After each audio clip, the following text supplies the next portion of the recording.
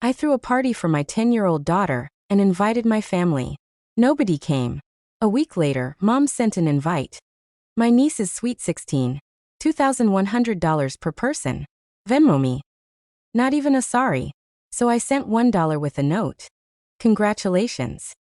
I changed the locks. Blocked their numbers. 2 days later, police showed up at my door. My name's Claire. I'm 35, single mom, work as an IT consultant for small businesses, and I run my life like a budget spreadsheet.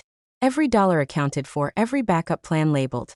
I can tell you which Target restocks the good fruit snacks on Wednesdays, and exactly how much gas costs at 3 different stations on my route home. My daughter Sophie is 10, obsessed with anything purple, hates mushrooms with a passion that borders on philosophical, and thinks I'm magic because I can fix the Wi-Fi without calling anyone. We live in a 2-bedroom apartment in a complex with a shared courtyard, and a landlord who responds to texts exactly half the time. My family lives 15 minutes away in the nicer subdivision with the HOA and the community pool. In my mind, that always meant we were tight-knit. I was wrong. The Saturday of Sophie's birthday started like any other celebration I'd planned down to the napkin count. Purple streamers twisted across the living room. A Costco sheet cake with Sophie, level 10 unlocked. Written in video game font sitting on the kitchen counter. I'd borrowed a karaoke machine from a coworker and set up a craft table with tie-dye supplies because Sophie had been begging to try it for months. 7 of her classmates were coming. The apartment smelled like vanilla cupcakes and that artificial fruit punch that stains everything it touches. I kept my phone in my back pocket, checking it every few minutes like a nervous tick. Mom had promised. Wouldn't miss it, honey. We'll bring the gift bags. My sister Vanessa texted 3 days before. Aunt V's got the face painting covered. My brother Derek said he'd swing by after his CrossFit class. I'd set out extra folding chairs borrowed from our downstairs neighbor, arranged juice boxes in a cooler with ice I'd bagged myself, and even taped a trash bag liner to the kitchen so cleanup would be faster. Every 20 minutes, I refreshed the family group chat. Nothing. Radio silence with red receipts. When the pizza delivery guy arrived, I made him wait at the door. Hold on 1 sec, I said, scanning the parking lot like a lighthouse. I thought maybe they'd all caravan together, and I'd see my mom's Buick pulling in with Vanessa's Jeep right behind. The delivery guy followed my gaze to the handful of kids already inside, giggling over the karaoke mic, and said, "Ma'am, you're all set." His voice had that gentle pity people use when they're trying not to make things worse. 2 o'clock became 3. The sun shifted through the window, painting squares on the carpet. Kids rotated between the craft table and the karaoke machine, their voices bouncing off the walls in the best way. Our neighbor from across the hall, Mrs. Grabowski, knocked with a plate of homemade cookies. "Thought you could use extras," she said, eyeing the space like she could see what was missing. I thanked her with a smile that felt like plastic wrap stretched too tight. At 3:24 p.m., my phone buzzed. "Don't be dramatic," my mother wrote. "It's just a kids' party." Just a kids' party. I read it twice because my brain refused to process it the first time. Not running late. Not stuck in traffic. Not happy birthday, sweetheart. Just that sentence, cold and dismissive, like a door slamming in my face. I stood in the kitchen holding a bowl of pretzels, and those words crawled under my skin and made a home there. Sophie bounced over, cheeks flushed, purple headband crooked on her head. "Mom, can we do cake? Can we sing?" Her eyes were so bright, so full of the kind of trust that breaks you when you realize how fragile it is. "Of course, baby," I said. "Go grab everyone." We sang. She blew out the candles in one breath, because she'd been practicing for a week. She grinned at me with frosting on her nose, and I clapped until my hands stung. Then I slipped into the bathroom to cut the cake where nobody could watch my face do what it wanted to do. Through the door, I heard another buzz. The group chat. I looked at my phone like it was a snake. "Vanessa, we'll catch the next one. Today got crazy." Then a notification slid down from Instagram. Vanessa had posted a story. "Bottomless mimosas at brunch." The caption, "Self-care Saturdays hit different with my girls." In the corner of the photo, my mother sat with oversized sunglasses, champagne flute raised. Derek's tattooed arm, the one I'd helped pay to finish when he was broke, draped across the back of the booth. I stood there with a cake knife in my hand and a daughter in the next room who still thought adults kept their promises. The apartment smelled like frosting and broken things. Someone outside yelled, "Your turn." And laughter erupted that I rinsed the knife, dried my hands, walked back out and served cake like nothing had shattered. I didn't say one word about the empty chairs. Not one that when the last guest left and Sophie crashed on the couch with a juice box in her hand like a tiny drunk queen. My phone buzzed again. Mom. A voice note this time, sharp and careless. "Claire, don't make a big deal out of this. She's 10. She won't even remember." I stared at the popcorn ceiling and felt something inside me crystallize. Not hot anger. Cold anger. The kind that clarifies. I didn't respond. I started cleaning. Folding chairs. Recycling cups. Scraping frosting into the trash. Putting the leftover streamers into a storage bin with the birthday banner. Everything in its place. That's what I do. And then I set my phone face down on the counter because if I read one more word from them, I was going to say something that couldn't be unsaid, that I've always been the fixer. The one who remembers everyone's email passwords and when the car registration is due. The one who knows exactly how everyone takes their coffee. I was 19 when Dad left. Mom's words to me in the driveway. "You're the woman of the family now." Not encouragement. A job title. When Vanessa opened her boutique 3 years ago, I built her entire website and paid for 6 months of hosting out of pocket. "You'll get it back when I'm profitable," she said, breezy as a breeze that never came. When Derek got arrested for a DUI at 26, I took a personal day to sit in that courthouse waiting room that smelled like floor cleaner and regret. When Mom had pneumonia 2 winters ago and refused to rest, I was the one driving her to urgent care at 6 a.m. The one picking up prescriptions, the one meal prepping so she wouldn't survive on crackers. I'm the one who Venmoed Derek's rent 4 separate times. "Just this once," he said. 4 times. Meanwhile, he bought a lifted F-150 he couldn't afford but posed with like it was a life achievement. Every time, the chorus was the same. "Mom, family takes care of family." "Vanessa, you're such a lifesaver, babe." "Derek, I'll get you back, promise."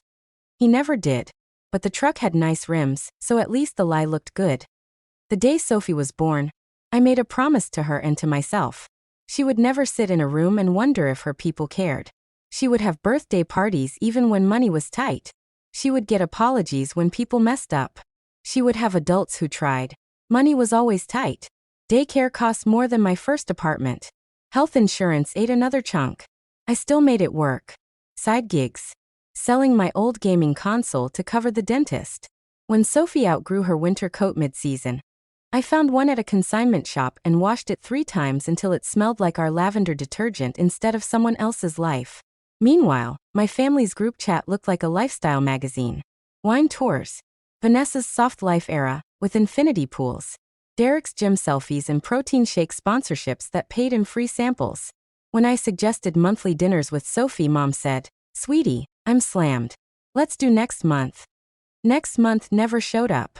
But my phone lit up every payday. Quick favor. Emergency. "Don't tell anyone," I asked. Last November, Vanessa called me at midnight the night before a trip to Miami. "My credit card got declined. Can you cover the hotel? I'll pay you back Monday." Monday came. Monday left. When I brought it up, she sighed like I'd insulted her. "Don't be petty, Claire. Money's just paper. Experiences are forever." In December, Mom sent a spreadsheet. Color-coded. Holiday gift plan, let's split evenly. Equal meant me because neither of them chipped in. I bought Sophie new boots and art supplies. I bought Mom the air fryer she'd been hinting about since Thanksgiving. Vanessa got a gift card to that overpriced candle store she loved. Derek got wireless earbuds. My gift was their silence when I asked if anyone could bring drinks to the next family dinner. That IT added up. Not just in my bank account. In my chest. In the space between my ribs. The math of being responsible is that you become their safety net. And they don't even realize they're falling. 2 days after Sophie's birthday, I woke up to a new message. All caps. Glitter emojis. From Mom. Very important. RSVP by Wednesday, my niece's sweet 16. $2,100 per person. Venmo me ASAP. No good morning. No sorry we missed the party. Just a financial grenade lobbed into the chat with the urgency of a fire alarm. Attached was a PDF with a photo of my cousin Brianna in a rhinestone tiara. A ballroom venue dripping with chandeliers. A menu that read like a luxury cruise. Oyster bar, sushi station, interactive dessert artist, live violinist. I stared at the number. $2,100. Per person. Then I saw the line below it. We'll need Claire to cover Grandma's spot too. She's on a fixed income. There it was. My name as a verb. An assumption like breathing. No mention of Sophie. No sorry. Not even a meme. Just an invoice I never agreed to. 5 minutes later, Vanessa chimed in. We're so in. Brianna deserves premium. Also, can we coordinate a group gift? Claire, you're the spreadsheet queen. Derek. Yo, open bar? If so, I'm there. Claire, you got me and Lindsay right. I set down my coffee and felt it burn my throat anyway. I typed no, then deleted it. Not because I didn't mean it, but because I needed to be precise. Words bounce off them unless you anchor them to something solid. I clicked the PDF again. My stomach dropped. At the bottom, under Gold Patrons, was my full name. In fancy script. In honor of family. I hadn't donated. I hadn't been asked. Vanessa had added me. I recognized the photo she used, stolen from my LinkedIn. My professional headshot smiling under a sponsorship I never approved. I scrolled back through Saturday's messages to see if I'd missed an apology buried somewhere. There wasn't one. Just Vanessa's brunch photo and Mom's voice note. It's just a kid's party. Another text popped up. Mom.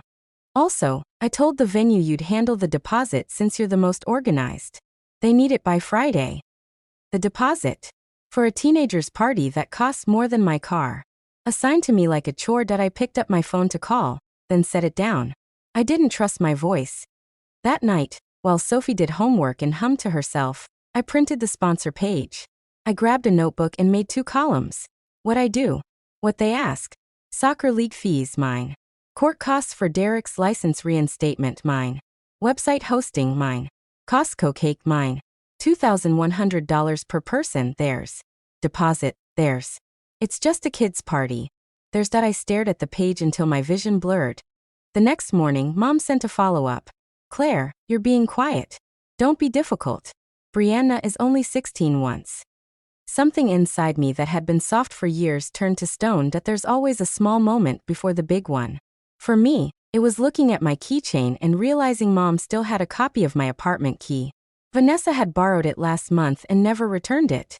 I looked at that key and realized my boundaries were made of the same flimsy metal.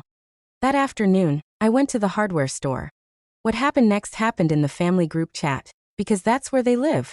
I waited until lunchtime when they all like to post at once. 1:34 p.m. The notifications stacked up. Vanessa, iced coffee boomerang. Derek, gym mirror flex. Mom, forwarded inspirational quote with sparkles. I posted a photo of the apartment from Saturday. The purple streamers still taped up. The empty folding chairs in a neat row like evidence. The cake box with one corner missing where we'd cut slices and wrapped them in foil for the freezer. I wrote. This was Sophie's party. You said you'd come. I let it breathe. The replies came exactly like I knew they would. Vanessa. Why are you doing this here? Text me. Mom. Don't guilt trip us, Claire. We have lives. You know Saturdays are packed. Derek. Dude, don't be a martyr. Kids don't care about that stuff. I posted a screenshot from 2 weeks earlier. Mom. We'll be there. Wouldn't miss it. Then Vanessa's message. Aunt V's got face painting covered. Then the brunch photo. Their faces in the corner. The caption. Self-care Saturdays with my girls. No commentary. Just the evidence. Facts have gravity. Silence. Then Mom. Enough. We're focusing on the sweet 16 now. The deposit is due Friday. Be an adult. I felt my pulse in my temples. I typed slowly. I am being an adult. I'm Sophie's mom. Another pause. Vanessa responded with the text equivalent of an eye roll. Don't make everything about your kid. I stared at those words until they burned into my retinas. Then I wrote. You didn't come to the birthday party of your own niece/granddaughter. A week later, you sent me a bill for $2,100 per person for a teenager I see twice a year. You put my name as a sponsor without asking. You told a venue I'd pay a deposit. You said I was difficult when I didn't respond fast enough. Here's my answer, no. I hit send. Before they could regroup, I opened Venmo, found Mom, and sent $1. The note. Congratulations. That was it. $1. One word. A mirror held up to the absurdity. Then I changed the locks. The hardware guy had already cut the keys.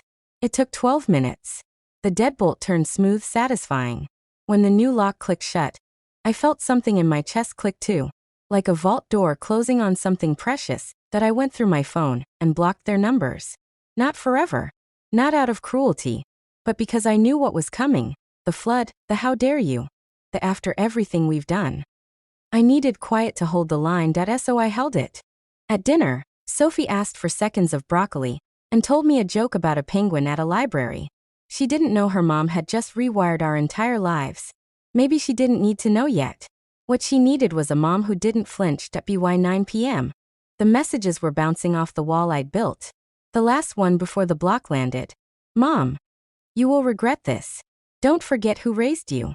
I set my phone face down and took out the recycling. The next day, Vanessa posted an Instagram story.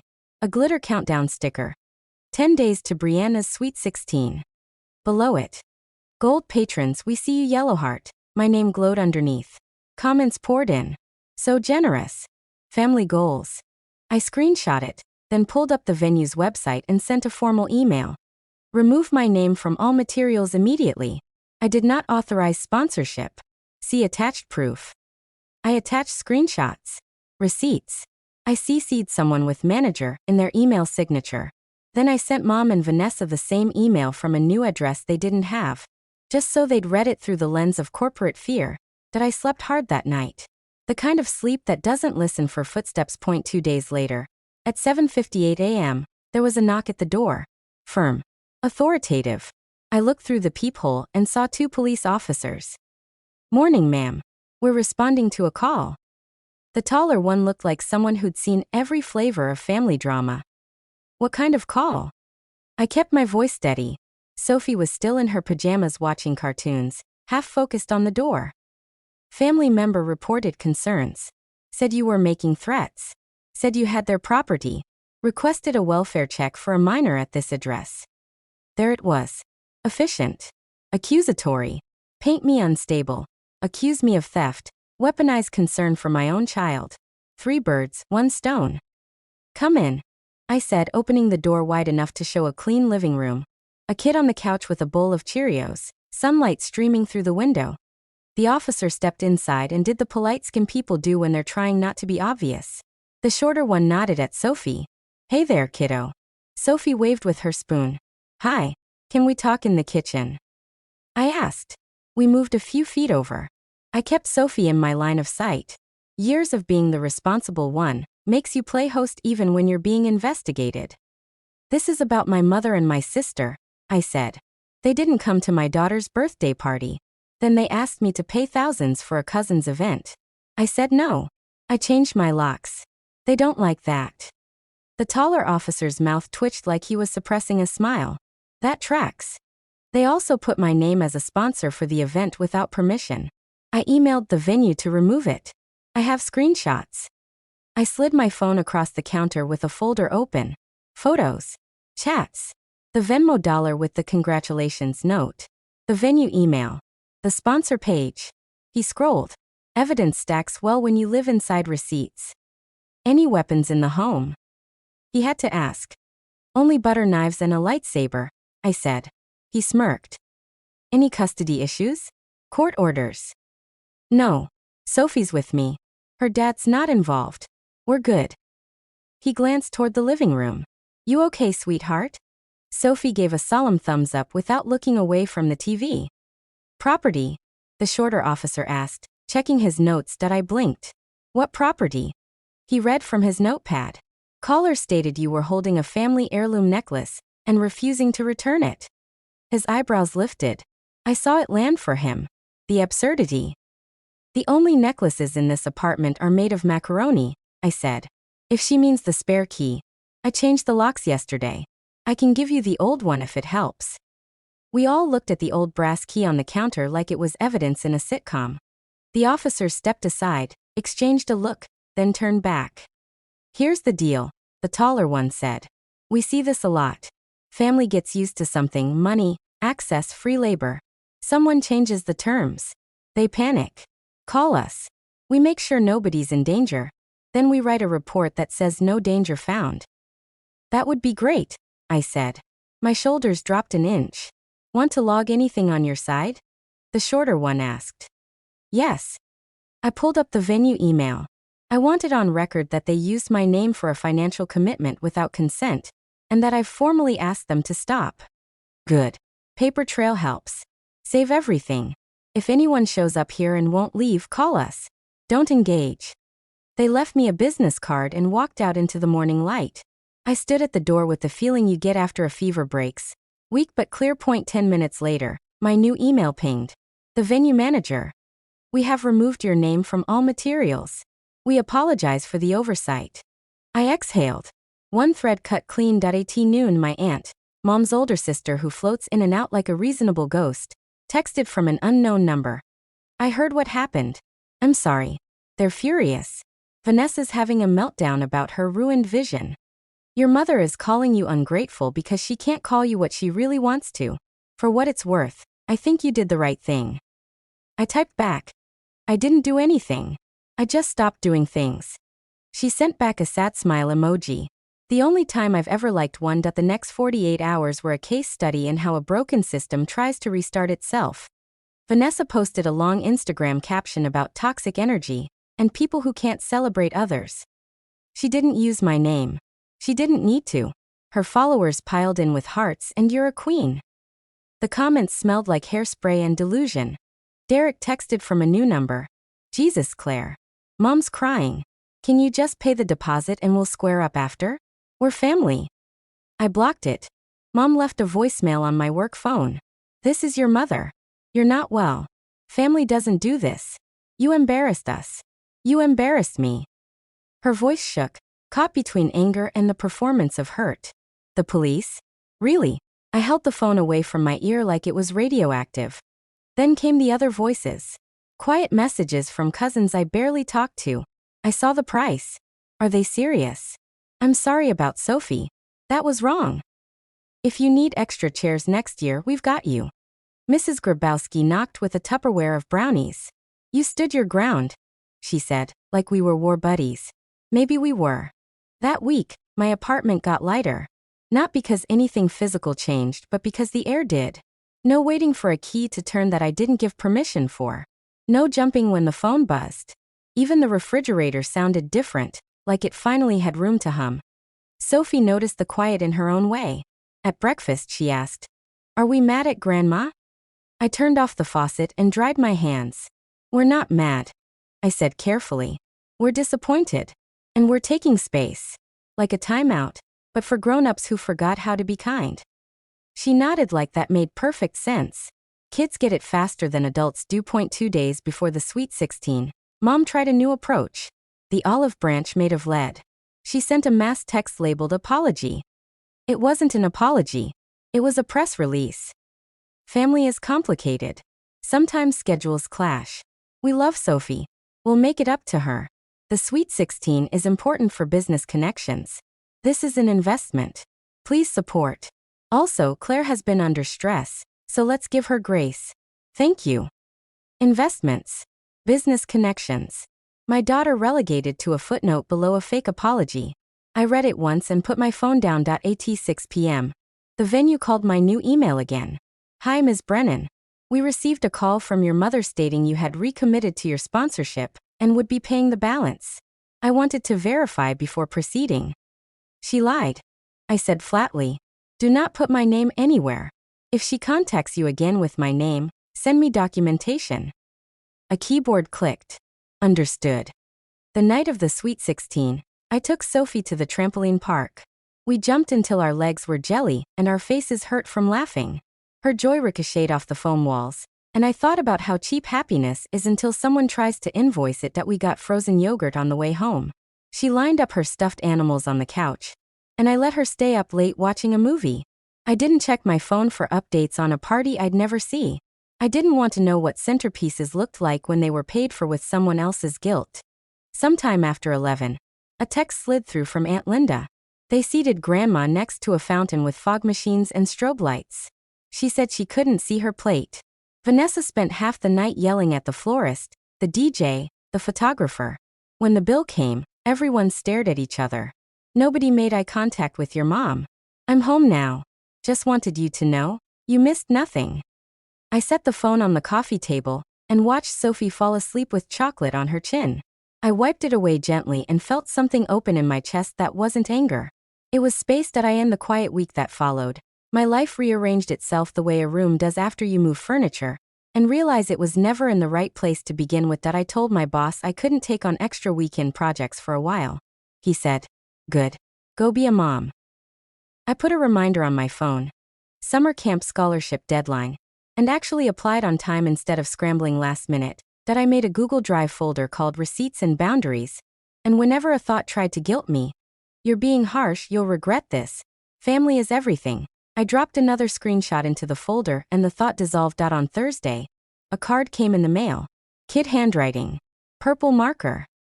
"Dear Sophie, happy birthday. Sorry we couldn't come.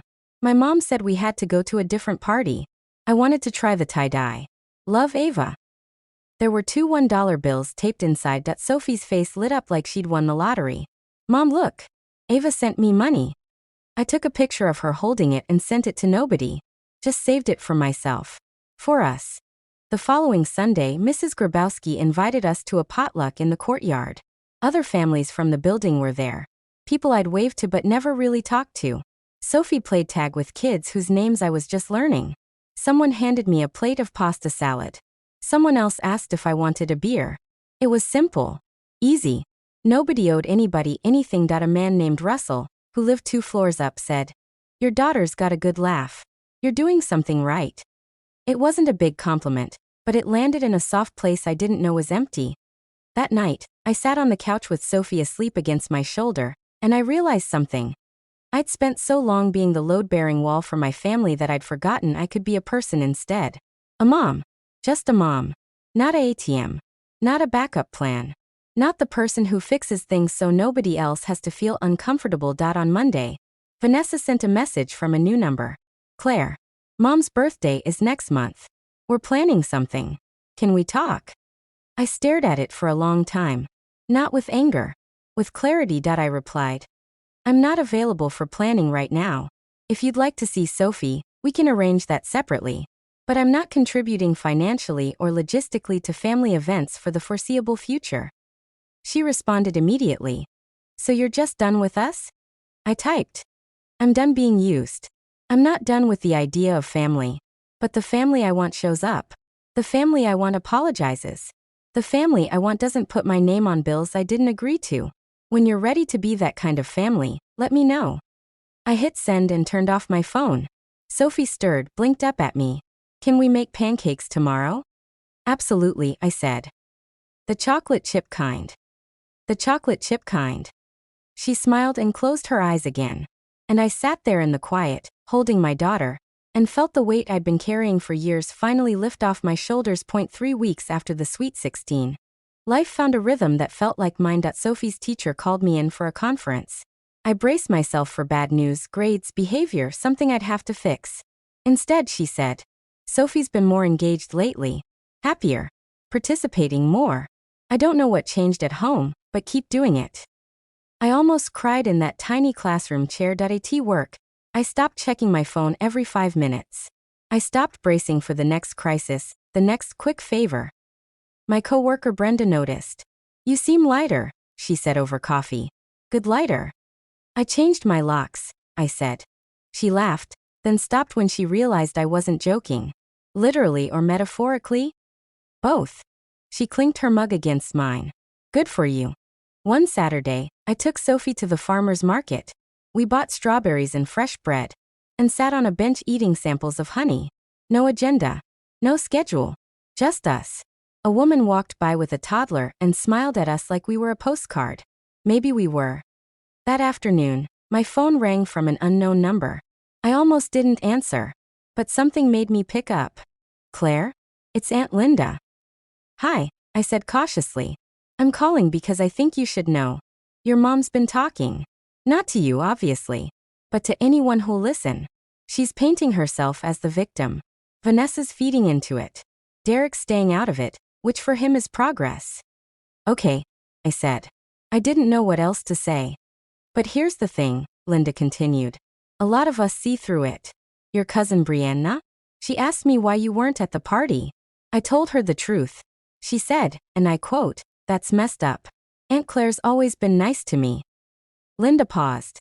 You've got more people in your corner than you think. We've just been quiet because, well, your mom's loud. Something in my chest loosened. Thank you for telling me. You did the right thing, Claire. Don't let anyone convince you otherwise. When I hung up, Sophie asked, "Who was that?" Aunt Linda, I said. Is she nice? Yeah. I realized. She is. That night, I pulled out the notebook where I'd written the 2 columns weeks ago. What I do. What they ask. I added a 3rd column. What I keep. Under it I wrote, my peace, my daughter's trust, my time, my money, my boundaries, my self-respect. I looked at that list and felt something I hadn't felt in years. Pride. Not the loud kind. The quiet kind that doesn't need an audience. A month after the party that nobody came to, Sophie asked if we could have another birthday party next year. My stomach clenched. Do you want to? Yeah, she said. But just my friends. And maybe Mrs. Grabowski. And Russell said he makes really good tacos. I laughed. It came out louder than I expected. That sounds perfect. And Mom? She looked up at me with those wide, serious eyes. If Grandma wants to come, she has to say sorry first. That's the rule. I pulled her into a hug and held on tight. That's exactly the rule. 2 weeks later, I got a text from Derek. Just one line. I'm sorry I didn't come to Sophie's party. That was wrong. No excuses. No but. Just an apology. I stared at it for a full minute, then typed back. Thank you. That means something. He didn't ask for anything. Didn't try to smooth things over or beg me to come back into the fold. Just, tell Sophie happy belated from me. It wasn't everything. But it was something. Mom and Vanessa stayed silent. Weeks turned into a month. Then 2. I stopped waiting for the apology. I stopped checking to see if they'd come to their senses. I just lived. Sophie thrived. I thrived. We had movie nights and sidewalk chalk afternoons and pancake breakfasts that lasted until noon. We made new traditions that didn't involve anyone else's approval.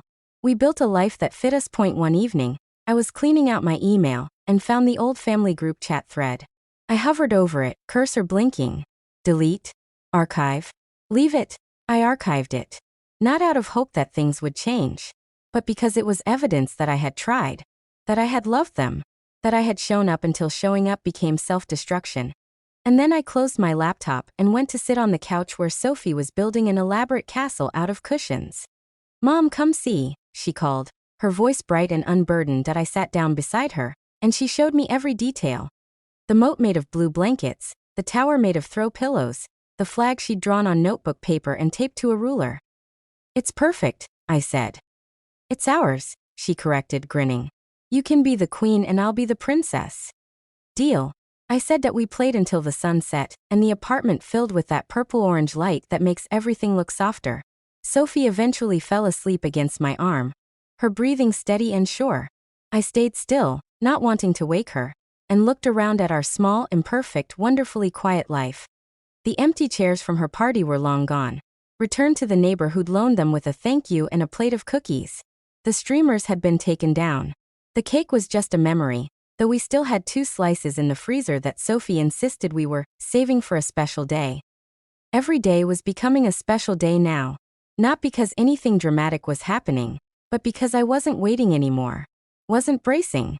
Wasn't performing. I was just being Sophie's mom in an apartment that smelled like lavender detergent and burnt popcorn from movie night. That was enough. More than enough. My phone buzzed on the coffee table. I glanced at it, half expecting another demand, another crisis, another test. But it was just a notification from Sophie's school. Fall festival next month, volunteers needed. I smiled and made a mental note to sign up. Not because I had to, because I wanted to. Sophie shifted in her sleep, mumbling something about purple dragons and chocolate milk. I smoothed her hair back and whispered, I've got you, baby. And I meant it. Not in the desperate, white-knuckled way I used to mean it when I was holding everything together with duct tape and determination. But in the calm, certain way you mean things when you finally realize that protecting your child sometimes means protecting yourself first. The locks were changed. The boundaries were set. The receipts were saved. And for the first time in longer than I could remember, I wasn't carrying anyone else's weight. Just mine. Just hers. Just us. And that, I realized as the last bit of sunlight faded from the room, was exactly enough.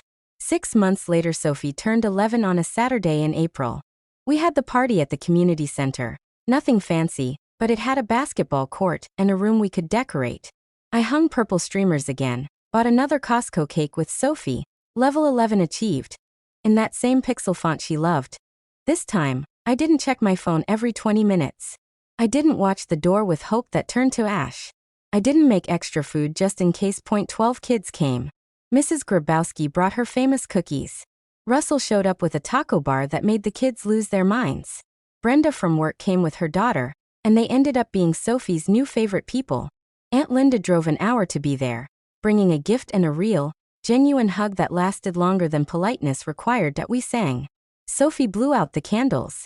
We played games and ate too much sugar, and nobody left early. At one point, I looked around the room, really looked, and saw something I hadn't seen at the last party. Presents. People who wanted to be there. People who showed up because they cared, not because they felt obligated or wanted something in return. Yes, we were packing up. Sophie grabbed my hand. Mom, this was the best birthday ever. Yeah, I said, squeezing back. Yeah, because everyone who was supposed to be here was here. My throat tightened. You're right, baby. They were. We loaded the car with leftover cake and deflated balloons and gift bags. The sun was setting as we drove home, painting the sky in shades of orange and pink. Sophie chatted about her favorite moments, replaying them like highlights. When we got home, there was an envelope taped to our door. No return address. Just my name and handwriting. I recognized that. I waited until Sophie was inside before I opened it. A card. Store-bought, generic. Thinking of you in gold script on the front. Inside, in my mother's handwriting. I'm sorry I missed Sophie's party last year. And this year. I hope she had a good day. Mom, no excuses. No justifications. No demands. Just that. I stood there holding it, feeling nothing and everything at once. It wasn't enough to fix what had broken. It wasn't enough to unlock the doors I'd closed. But it was something. A crack in the wall. A first step on a very long road. I tucked the card into my pocket and went inside, where Sophie was already changed into pajamas and building something elaborate with Legos on the living room floor. Who was at the door? She asked without looking up. Nobody, I said. And it was true. Nobody who mattered right now. Nobody who got to take up space in this moment. Come help me with the spaceship. Sophie called. I sat down beside her, cross-legged on the carpet we'd picked out together, in the apartment that finally felt like just ours, and helped my daughter build something new. Behind us, the door was locked. The boundaries were holding. The life we'd built without them was small and imperfect, and more valuable than anything I'd ever carried for people who never learned to carry themselves. Sophie handed me a tiny Lego astronaut. Here. You can be the captain. Perfect, I said, and I meant it. Because in this small, purple streamered, chocolate cake-smelling corner of the world, I already was.